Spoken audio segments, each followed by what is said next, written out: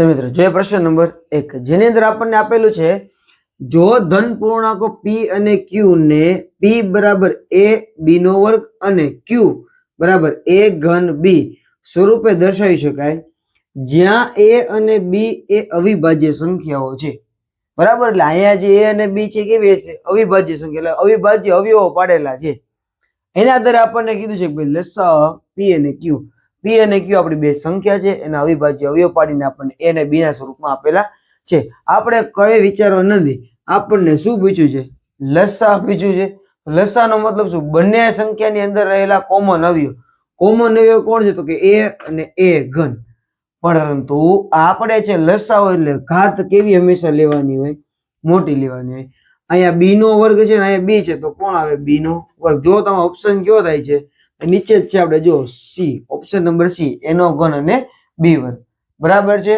સમજાય ઓકે ચલો p of x બરાબર x નો વર્ગ માઇનસ 3x પ્લસ 2 ના શૂન્યનો ગુણાકાર એટલે શું થાય c બાય a થાય કે નો થાય c એટલે આપડા કોણ થયા 2 a એટલે સહગુણકમાં કાંઈ નથી તો કેટલા આવે 1 તો જવાબ આપણને કેટલો મળે 2 ના છેદમાં 1 એટલે કેટલા કહેવાય 2 તો ઓપ્શન નંબર a થઈ જશે બરાબર છે સમજાય ઓકે ચલો નેક્સ્ટ પ્રશ્ન જોઈએ આપણને આપેલું છે 1 + tan સ્ક્વેર થીટા બરાબર ખાલી જગ્યા છે આપણી પાસે નિત્ય સમ છે યાદ હોય તો sec સ્ક્વેર થીટા બરાબર 1 + tan સ્ક્વેર થીટા થાય કે ન થાય તો 1 + tan સ્ક્વેર થીટા જગ્યાએ તમે શું લખી શકો √ sec વર્ગ થીટા વર્ગમૂળ નીકળે તો વધે શું sec થીટા તો આપણો ઓપ્શન નંબર કયો થશે C ઓપ્શન નંબર C આપણો સાચો આન્સર હશે ચોથો પ્રશ્ન જોઈએ ચતુષ્કોણ ABCD ની ચારેય બાજુઓ વર્તુળના સ્પર્શક હોય તો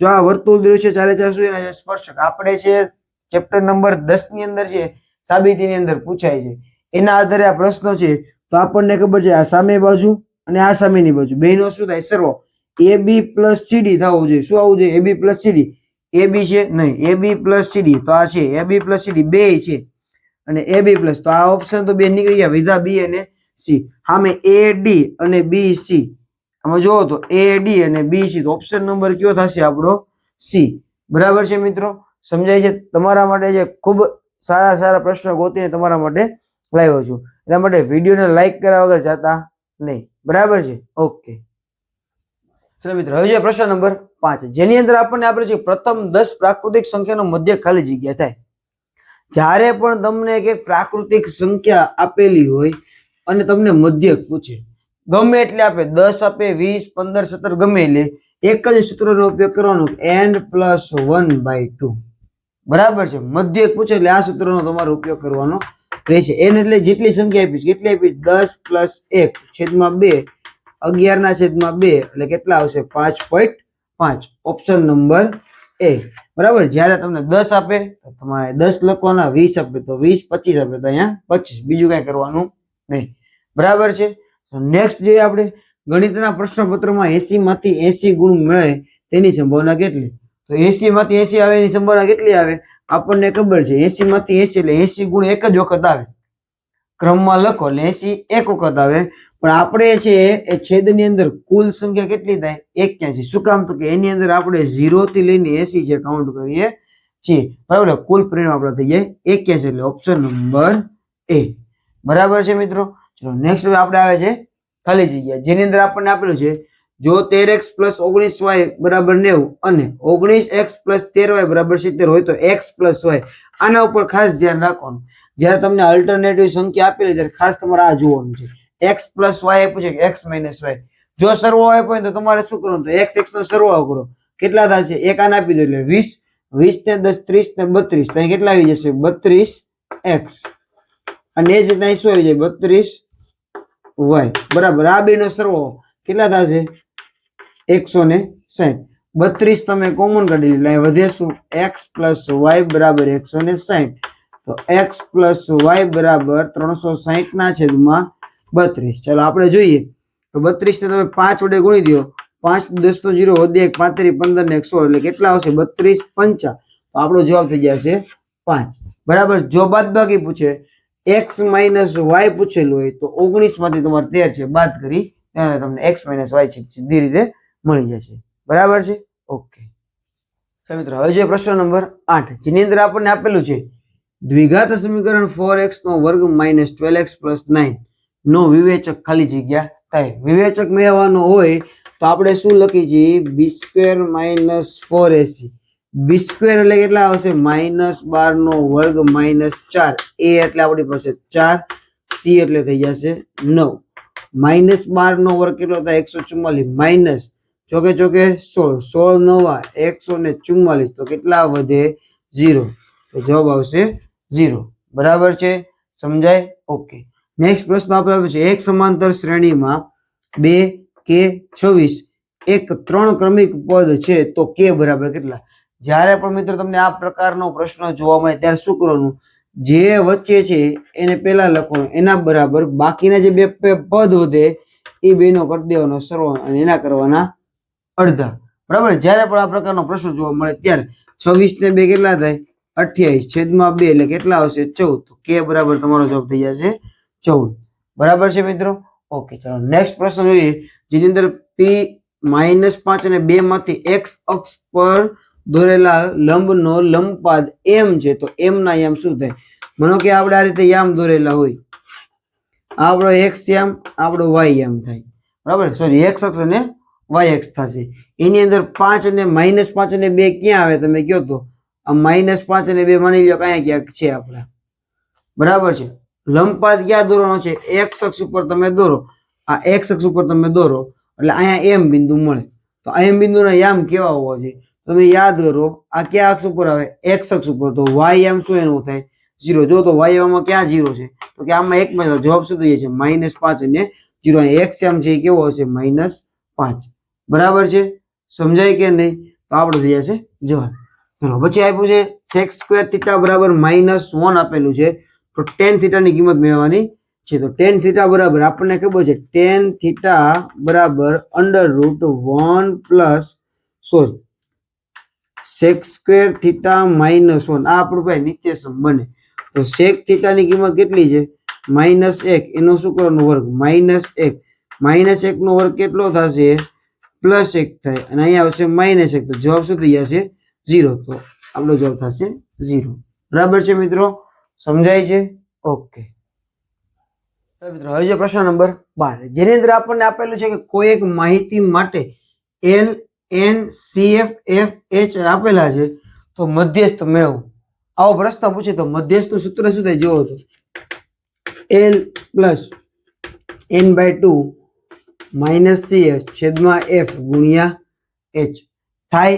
L કેટલા આપણને આપ્યા જો તો 25 પ્લસ n/2 એટલે 68/2 માઇનસ CF કેટલા થશે 22 છેદમાં F કેટલા છે 20 અને H એ કેટલા છે 20. તો આ 25 પ્લસ આના અડધા કેટલા થશે 34 માઇનસ 22 અને આ 20 શું થાય ઉડી જાય સીધા. ચલો અહીંયા આવશે 25, જો 25 માઇનસ 22 એટલે કેટલા થાય 3 વધે, 3 આમાં ઉમેરી દો એટલે કેટલા થશે 37. તો મધ્યસ્થ થઈ જશે 37. બરાબર છે, સમજાય છે? ઓકે, નેક્સ્ટ પ્રશ્ન આપણને આપેલા છે જે આપણા માટે છે ખરા ખોટા છે. હવે બે સંખ્યાનો ગુસાઅ 8 છે તેમનો ગુણાકાર 384 છે તો લસાઅ 48 છે.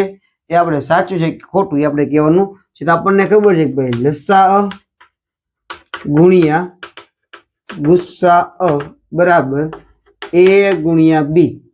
લસાઅ આપણે જોઈએ છે, ચલો વિચારીએ કે લસાઅ આપણે કેટલો મળે છે. આપણને કીધું 48 છે, આપણે જોઈએ કેટલો આવે છે. ગુસાઅ કેટલો આપે છે 8 બરાબર ગુણાકાર બે સંખ્યાનો કેટલો છે 334. આ 8 ગુણાકારમાં છે તો અહીંયા ક્યાં આવી જશે ભાગાકારમાં આવી જાય. ચલો આ બેનો કરીએ આપણે ભાગાકાર 384 ભાગ્યા 8 તો 8 ચોક કેટલા આવશે 32. કેટલા વધે અહીંયા 6, અહીંયા 0 ઉપરથી આવશે 4, 88 કેટલા થશે 64. એનો મતલબ 48 આવે છે. તો જે આપણને લસાઅ 48 આપ્યો છે તો એ વિધાન કેવું રહેશે સાચું રહેશે. નીચે આપણને આપ્યું છે ત્રિઘાત બહુપદી p of x બરાબર x² - x ના શૂન્યની સંખ્યા કેટલી? જ્યારે પણ આવા પ્રકારનો પ્રશ્ન જોવાનું મોટામાં મોટી ઘાત કેટલી છે આ સમીકરણની અંદર 3 છે. શૂન્ય હંમેશા કેટલા મળે 3 જ મળે. એટલે જેવડી ઘાત હોય જેટલી મોટી ઘાત હોય એટલા આપણને શૂન્ય મળી શકે છે. બરાબર છે, તો આ વિધાન આપણું કેવું થશે સાચું થશે.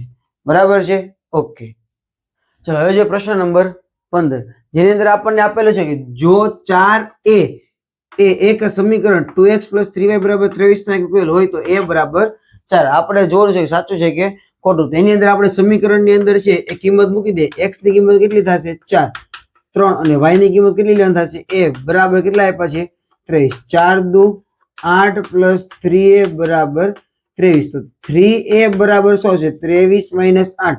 3 બાદ કરી દો એટલે 20 વધે, પછી 5 બાદ કરો એટલે કેટલા આવશે 15. અને અહીંયા આવે 3a તો a બરાબર 15/3. તો 3 × 5 = 15. તો જવાબ કેટલો આવે છે 5. આપણને શું કીધું છે 4. તો વિધાન કેવું થશે ખોટું થશે. બરાબર છે.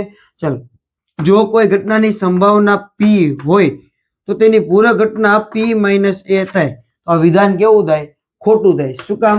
કારણ કે જો એકની સંભાવના p આપી તો આપણે શું કરવું પડે, એક માંથી એને બાદ કરવાના હોય. તો 1 - p આપ્યો તો આપણું વિધાન સાચું થાય. આની અંદર p - 1 એટલે વિધાન કેવું થશે ખોટું થશે. બરાબર છે. ચલો એના પછીનો પ્રશ્ન જોઈએ જેની અંદર આપણે છે પ્રશ્ન લખીને જવાબ લખવાના છે. એટલે એક વાક્યની અંદર આન્સર આપવાનો છે. જેની અંદર આપણને √5 અને તફાવત પૂછ્યો છે તો d બરાબર શું આવશે √20 - √5 થાય કે ન થાય? √20 ને તમે કેમ લખશો? આ રીતે લખો 4 × 5 - √5. 4 નું વર્ગમૂળ નીકળે 2, અહીંયા વધે √5 - √5. તો આ બે વખત છે ને એક વાર છે તો વધે કેટલી વાર √5. તો તફાવત કેટલો થઈ જશે આપણો √5. બરાબર છે. સમજાય આ વસ્તુ? ઓકે, ચલો નેક્સ્ટ પ્રશ્ન જો આપણે કીધું છે કે વર્તુળને તેના સમતલમાં બે બિંદુઓને છેદે તો તે રેખાને શું કહે છે? વર્તુળ હોય અને બે અલગ અલગ બિંદુમાં છેદે તો આ શું થઈ જાય વર્તુળની છેદિકા. બરાબર છે. સમજાય? ઓકે, અને જો એક જ બિંદુમાં સ્પર્શે તો શું કહેવાય સ્પર્શક કહેવાય, અને બે બિંદુમાં છેદે તો છેદિકા. ચલો 19મા પ્રશ્ન અંદર આપ્યો છે બિન લીપ વર્ષમાં 53 વાર સોમવાર આવે તેની સંભાવના કેટલી? જો લીપ વર્ષ ન હોય તો કેટલા દિવસો હોય 365 દિવસ હોય. આપણને ખબર છે કે ભાઈ બધા અઠવાડિયા 52 વખત આવે અને 7 દિવસો આવે, કુલ દિવસો થઈ જાય 364. ડિફરન્સ કેટલાનો છે તો કે 1 નો. તો આપણો જવાબ હંમેશા રહેશે 1/7. બરાબર છે. બિન લીપ વર્ષ આપેલું હોય ને કોઈ પણ વાર તમને આપ્યો હોય અને 53 વાર પૂછેલો એનો જવાબ ફિક્સ થઈ જશે 1/7. બરાબર છે. અને નેક્સ્ટ જોઈએ આપણે કોઈ પણ માહિતીમાં એક કરતા વધારે અવલોકન આવે એટલે કે એકને એક અવલોકન છે વધુ વખત રિપીટ થતા હોય તેને આપણે શું કહીએ છીએ બહુલક કહેવાય. બરાબર છે મિત્રો? સમજાય છે? ઓકે મિત્રો, હવે જે પ્રશ્ન નંબર 21 જેની અંદર આપણે જે જોડકા છે એ જોડવાના છે. બરાબર છે. ચલો જેની અંદર આપણને આપેલું છે r ત્રિજ્યા અને થીટા ખૂણાવાળા બનાવતા વર્તુળના વૃત્તાંશના ચાપની લંબાઈ. ચાપની લંબાઈ તો વર્તુળ હોય તેની ચાપ કેટલી થાય 2πr થશે આખું. અને જો એના આ વર્તુળ છે એની ચાપ છે આપણે આટલી જ ચાપ જોઈએ આટલી. તેમાં છે ખૂણો કેટલાનો છે થીટા છે. તો એના માટે આપણે ગણીએ છીએ થીટાના છેદમાં 360 એટલો ખૂણો આપણે લેવાનો છે. અને તમે છેદ ઉડાડો એટલે 180. તો શું આવે πr થીટાના છેદમાં 180. જો તમે કે ઓપ્શન છે તો ઓપ્શન નંબર બી. બરાબર છે. પહેલાનો જવાબ થઈ જશે બી, πr થીટાના છેદમાં 180 આવશે. બરાબર છે. ચલો પછી પ્રશ્ન r ત્રિજ્યા થીટા ખૂણો બનાવતા વર્તુળના વૃત્તાંશનું ક્ષેત્રફળ છે. આનું ક્ષેત્રફળ પૂછ્યું તો અહીંયા 2π ની જગ્યાએ શું થઈ જાય πr² અને થીટાના છેદમાં 360. તો આવો ઓપ્શન કયો છે? ઓપ્શન નંબર સી, πr² થીટાના છેદમાં 360. ચલો અહીંયા આપણને આકાર કેવો આપ્યો છે શંકુ. શંકુનું પૃષ્ઠફળ શું થાય πrl. અર્ધગોલકનું શું થાય 2πr². અહીંયા આપણે કીધું l બરાબર તમારે કેટલા લેવાના છે 2r. તો πr l ની જગ્યાએ લેવાના છે 2r પ્લસ 2πr². આ બેનો ગુણાકાર શું થશે જો તો 2. આ પાય r ગુણ્યા એટલે r² પ્લસ શું આવશે 2πr². 2 કેટલી વાર થઈ જશે 4πr². તો પહેલાનું જે પૃષ્ઠફળ છે એ શું થઈ જશે 4πr². જ્યારે આની અંદર આપણને આકાર કેવો આપ્યો જોવો તો નળાકાર અને શંકુ, પણ એનું શું પૂછ્યું છે ઘનફળ. તો આપણને ખબર છે કે ભાઈ નળાકારનું ઘનફળ શું થાય πr² પ્લસ શંકુનું શું થશે તો કે 1/3 πr². આ પ્લસ છે છેદમાં 3 છે. આ 3 નો લસા તમે જો લાવું થાય 3πr² પ્લસ πr² છેદમાં આવી જાય 3. આ કુલ કેટલી વખત થઈ જાય 4 4 પાઈ આર સ્ક્વેર h છેદમાં 3. તો જો તેવો ઓપ્શન આપણી પાસે છે ઓપ્શન નંબર બી. બરાબર છે મિત્રો, સમજાય છે? ઓકે, આપણે નંબર 3 છે પૂર્ણ થાય છે. જો તમે આપણે યુટ્યુબ ચેનલની અંદર નવા હોય તો અત્યારે જ આપણે યુટ્યુબ ચેનલને સબસ્ક્રાઇબ કરો. અને જો તમારે ગાલા અસાઇનમેન્ટના પ્રશ્નપત્રનું સોલ્યુશન બાકી હોય તો એની આપણે પ્લેલિસ્ટ આપણે યુટ્યુબની અંદર જે મૂકેલી છે, જેની લિંક તમને ડિસ્ક્રિપ્શનની અંદર આપી દઈશ. બરાબર છે ને? નવા આપણે છે તમારા માટે પ્રશ્નપત્ર સોલ્યુશન કરવાના છીએ. તો સબસ્ક્રાઇબ કર્યા પછી જે બાજુમાં બેલ આઇકનને પણ પ્રેસ કરી દો, જેનાથી તમામ નોટિફિકેશન તમને છે મળી જાય. અને વિડીયોને લાઈક કર્યા વગર જાતા નહીં. બરાબર છે? ઓકે.